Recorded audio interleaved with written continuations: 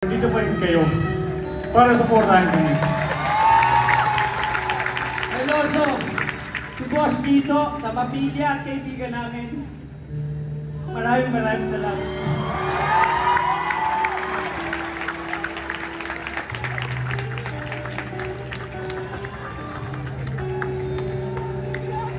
At higit sa lahat sa mga fans namin, maraming salamat. Sa kapwa daw namin dancers, salamat po talaga sa inyong lahat. At hindi rin po dahil sa inyo, hindi rin po namin ito matutuloy. Kaya para po sa inyo itong ginawa namin. Sana po nagustuhan niyo. Alam niyo bakit kami naiiyak? Wala na yung power ng pen reliever. Salamat din sa mga tumatangkiling sa Street Boys mula sa iba't ibang sulok ng mundo. It was a truly an honor to perform on stage to represent Philippines.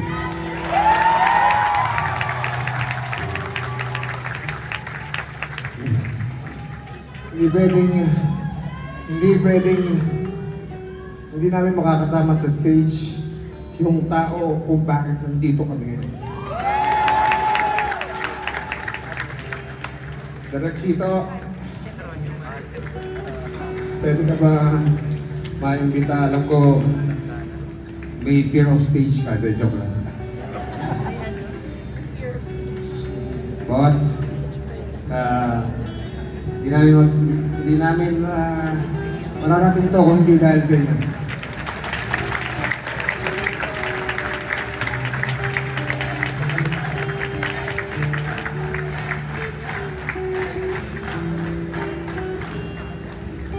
Itong taon to, hate na hate namin dati.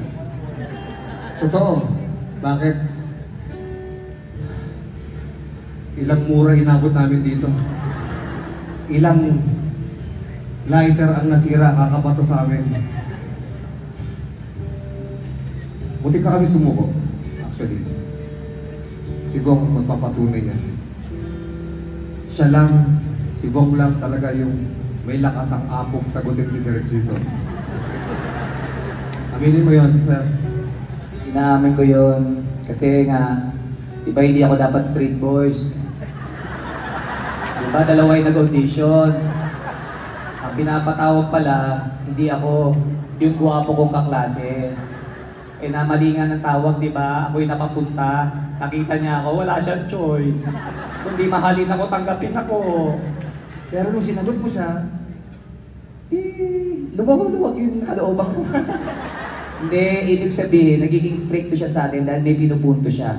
At ngayon natin naiintindihan yon dahil tayo ay mga magulang na rin. yes. Kung pagkakamali ko yung nasagot ko siya kasi hindi ko naiintindihan ng panahon na yon. Pero ngayon, boss, salamat sa mga pangaral mo sa amin. Dahil doon naging matino kami. Kaya 31 years, wala po kami kontrata kay Directito.